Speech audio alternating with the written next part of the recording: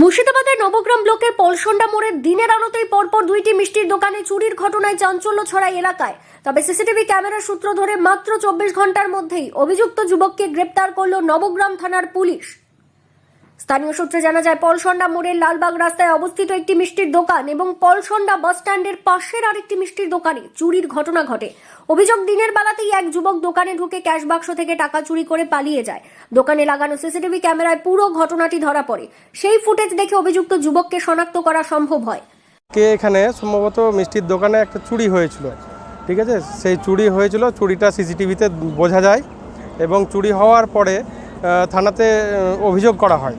সেই অভিযোগের পরিপ্রেক্ষিতে নবগ্রাম থানার পুলিশ খুবই তাড়াতাড়ি দ্রুত গতিতে সেই চোরটিকে ধরেও তারা ওটা সিসিটিভিতে দেখার পর পুলিশে চিহ্নিত করে তারপর ওনাকে ধরা হলো। মিষ্টির দোকানদারদের অভিযোগের ভিত্তিতে তদন্তে নামে নবগ্রাম থানার পুলিশ।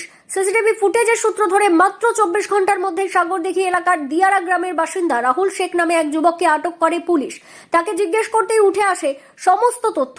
পরে তাকে গ্রেপ্তার করে নবগ্রাম থানার পুলিশ। পুলিশ সূত্রে জানা গিয়েছে, ধৃতকে আদালতে পেশ করে দিনের পুলিশ রিমান্ডের আবেদন জানানো হয়েছে। অভিযুক্তকে দ্রুত গ্রেপ্তার করায় নবগ্রাম থানার পুলিশকে ধন্যবাদ জানিয়েছেন স্থানীয় ব্যবসায়ী ও এলাকাবাসী। অন্যদিকে পলসন্ডার ব্যস্ততম এলাকায় এই চুরি, যদিও সিসিটিভি ফুটেজে অপরাধীকে গ্রেপ্তার করার পর অভিযুক্তের শাস্তির দাবিতে সরব হয়েছেন গ্রামের বাসিন্দারা। দোকানদারি করে ব্যস্ত থাকে, এবার হয়তো কাজের মাধ্যমে ছানা এসেছিল, একটু পিছনে দেখতে গেছিলো, সেই ফাঁকের মধ্যে ক্যাশ থেকে যে ক্যাশ চা ছিল সেটা বের করে নেয়। হ্যাঁ, দিয়ে এবার আমরা থানায় কমপ্লেন জানাই। সেটা জানার পর থানা থেকে আপনার 24 ঘন্টা না হতেই আসামি ধরা পড়ে যায়। হ্যাঁ, এই নবগ্রাম প্রশাসনের পক্ষে এটা একটা খুবই ভালো জিনিস যে পুলিশ এত তাড়াতাড়ি আমাদের চোরকে ধরতে পারলো এবং আমাদেরকে ধরে বললো যে আপনারা আসেন, চোর ধরা হয়েছে। তো সেই কমপ্লেনটা আমরা আবার কী করে করি। মুর্শিদাবাদ থেকে তন্ময় মণ্ডলের রিপোর্ট, লোকাল 18 বাংলা।